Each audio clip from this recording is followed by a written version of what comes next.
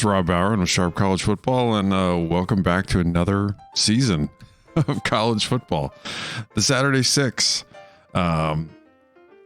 This is a show. If you're tuning in for the first time, we do a quick version of just running through the games. No fluff, just advanced stats. In this case, it'll be interesting. We have two teams that didn't play at all last season, so try to move fairly quickly. Limit myself to 3 minutes on each game. Running through both the offensive and defensive advanced stats for the teams. Early on in the season for these first 2 weeks, it's going to be exclusively made up of prior season data because we don't have in-depth data on these units. So we'll run through that.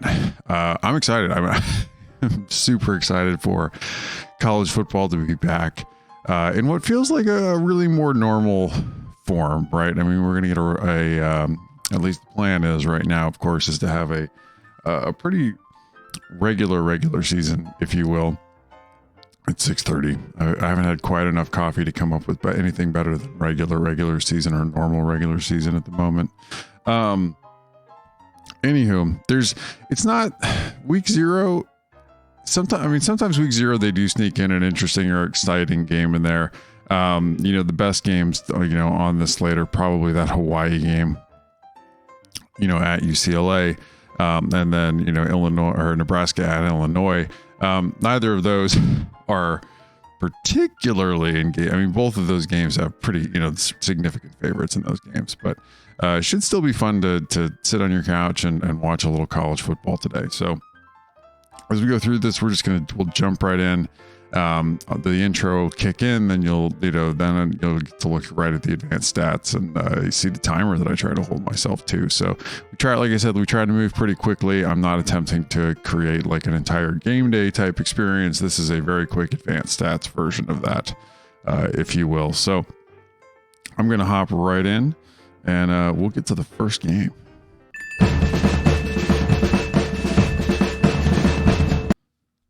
So this one's interesting. You get 127 UConn visiting, Fresno State.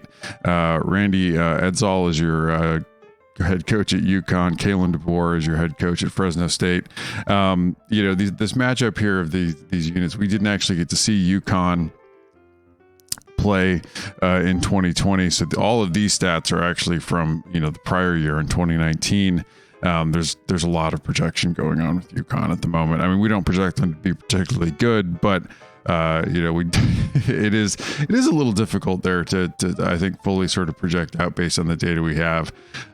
They were a really, in this data here, it actually, like, I have to admit, I don't think this is complete for them for 20. This might be some 2020 data. We'll have to look, but anyway, this Fresno State offense here. Kalen DeBoer is your offensive coordinator. They grade out at 75 overall in beta rank, number 90 in drive efficiency. That's not their best number. They're really far better at being explosive in 20, grading out at 43 there. So putting up big plays, all the numbers you see here are controlling for opponent field position, also for garbage time. So if the game's getting out of hand, we weight drives less into the modeling. Play efficiency here, their yards per opponent, yards per play is pretty good. Number 56 overall. They got to clean up negative drives a little bit, sitting at 87. Big run pass split, better at throwing the ball than they are at running the ball. They've got one of the Jakes, I'm trying to recall which Jake off the top of my head, had transferred from Washington. They've got a pretty good QB. DeBoer's a good offensive coordinator, was prior at Indiana before getting this head coaching job at Fresno State. UConn's defense just isn't particularly good. Frank Guthrie's your defensive coordinator. It's loose. I can't even read my own hand. Loose Spanos. I can't even read my own god awful handwriting at this hour. They weren't a really good defense the last time we saw them out. 124 overall. These numbers that you have them graded out higher, I think, are obviously actually incorrect. I think that there are some issues here than the data that I needed to have picked up before I got this, image up in front of you all. Apologies for that. But the big thing to take away here is has been considerably one of the worst defenses in all of college football. Flip it around on the other side of the ball. The offense for UConn also hasn't been particularly good. 116 overall. Frank Guthrie is your offensive coordinator here. Fresno State's defensive coordinator is William Inge. The Bulldogs have a little bit to clean up defensively here too. I mean, for group of 5 team, their defense, they're kind of middle of the road-ish. They do have some room to improve. I think in particular, like for this UConn offense, I'm not really sure. And I think almost no one's really sure what we're going to get out of them coming into this year. For Fresno State, where they are vulnerable, they did give up more big plays last year, 107 and explosive drives. They are tougher to put together long drives against. So for this UConn team, if they can throw the ball, if they can run the ball fairly effectively, Fresno State graded out a 109 in effective rush, and be able to put together some big plays. They should be able to put up some points, maybe hang in this game a little bit, but I wouldn't expect too much of it. We've got Fresno State with an 88% win probability and almost a 15-point favorite in this game.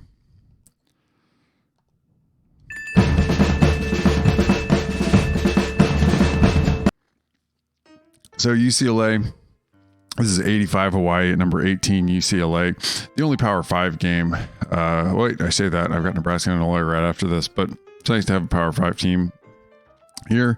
So we've got, Todd Graham, the head coach at Hawaii, Chip Kelly, the head coach at UCLA. The offense here for the Bruins, Chip Kelly's your play caller, number 19 overall in beta rank last year. They've been improving. I really do like this offensive line. Number 19 in drive efficiency right there. They were pretty good at putting together long drives to put up points. I'll say this, like both of these teams have some grain of salt around this data. The Mountain West and the Pac-12 got a late start. We don't have a ton of games in the books and not a lot of non-conference. Almost no one has a lot of non-conference games last year to be able to build the full ordinal rank off of, but the Mountain West and the Pac-12 in particular kind of had like a small sort of isolated sample on their own. But their explosive drives number was pretty good, 36 overall. That's certainly something that they could improve. Play efficiency wasn't exceptional at 41. Negative drives, they avoided 3 and outs. They avoided turnovers. So for this UCLA team, though, they had a really big run pass split last year. They were really good at running the football. It's something that they've really, been developing, I think. And this is not, full stop. If you haven't been tuning into any UCLA games over the past couple of years with Chip Kelly there, this is not the offense he ran at Oregon by any stretch. So, you don't see a lot of QB run in this game, in this offense. You do see some, not a lot. It is not, that kind of offense. It is, however, they throw a lot to the tight end. It's more of what Chip Kelly was running in the NFL than what he was running in college. So I expect Greg Dulcich, UCLA's tight end, to have a pretty big game here. If Dorian Robinson can just avoid turnovers here, they should be fine. Hawaii's defense, coached by Victor Santa Cruz, 80 last year in beta rank. Todd Graham's going to be involved in this defense too. They were 33 in drive efficiency, pretty good at preventing long drives. They did give up some big plays, 89 in explosive drives there. That's somewhat expected with Graham. He tends to have very, very aggressive defenses. Blitz a lot, give up some big plays, hope to get off the field though.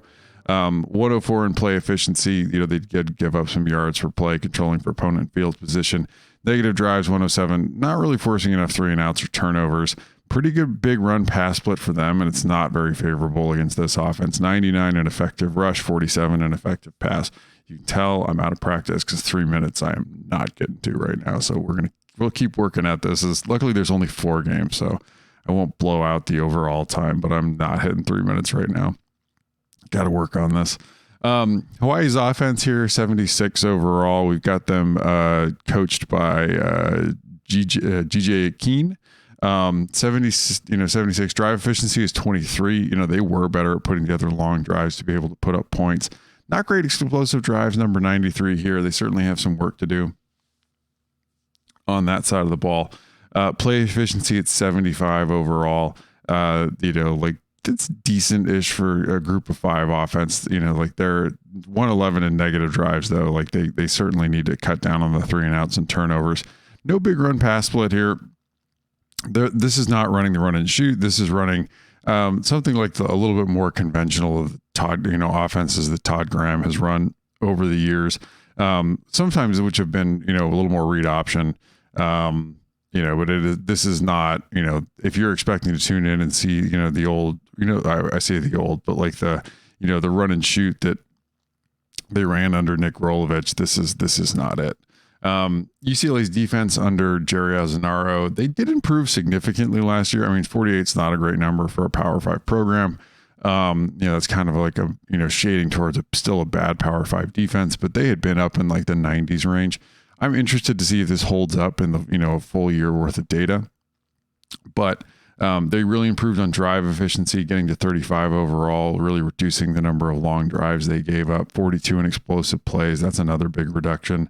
61 in play efficiency, pretty good there. And their negative drives, they need to force more 3-and-outs, more turnovers. They had a pretty big run pass split. They had a very effective interior defensive lineman who's now off to the NFL last season. So whether that's able to hold up and then whether their pass defense can really improve. UCLA starting their entire defense right now is starting with seniors, which is a bit unusual. I mean, it's a bit of an unusual year with how much returning production there's going to be. This should be a game that UCLA should win and should win very handily. Vegas has them, I think, at 18 points right now. We've got them at UCLA 90%, about 17 points.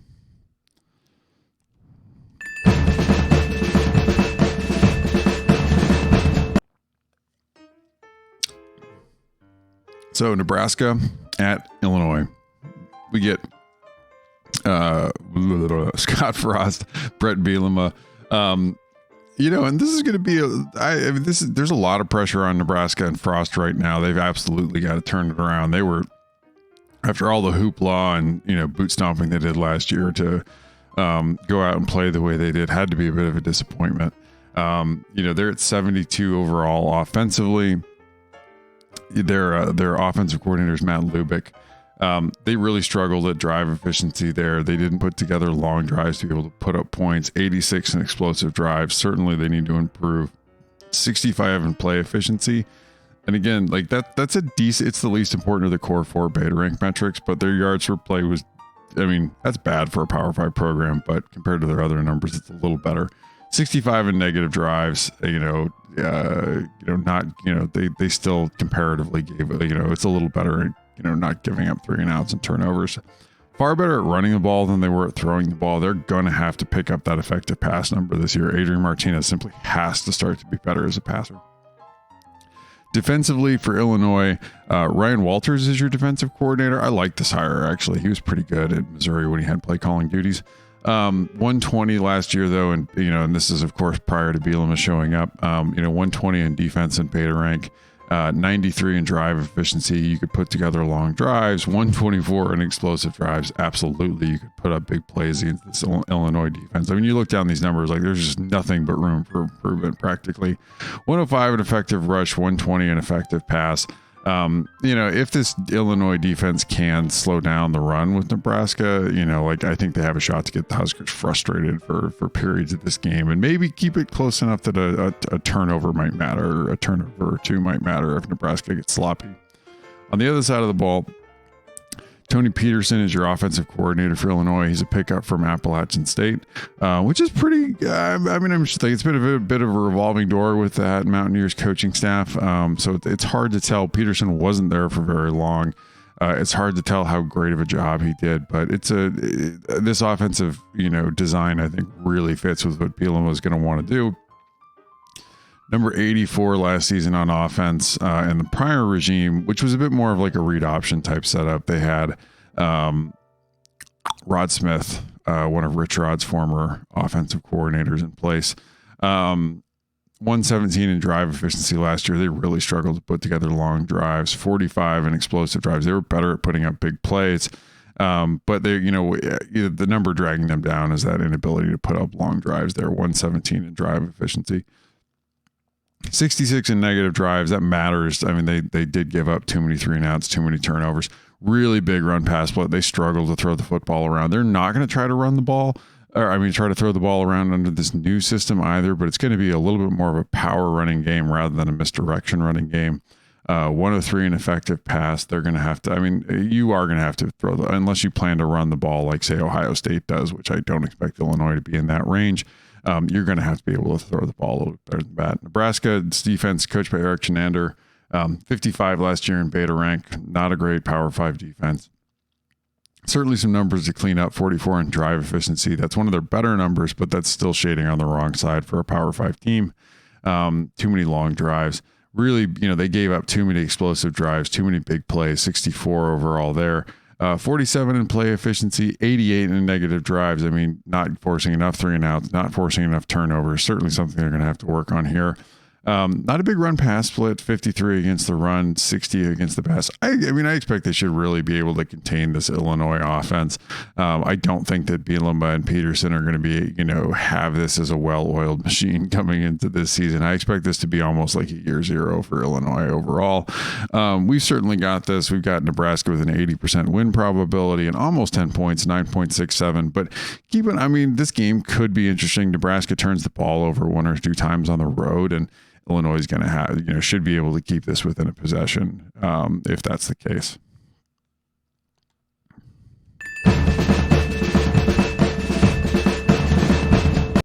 Oh boy, is this game a freaking mystery.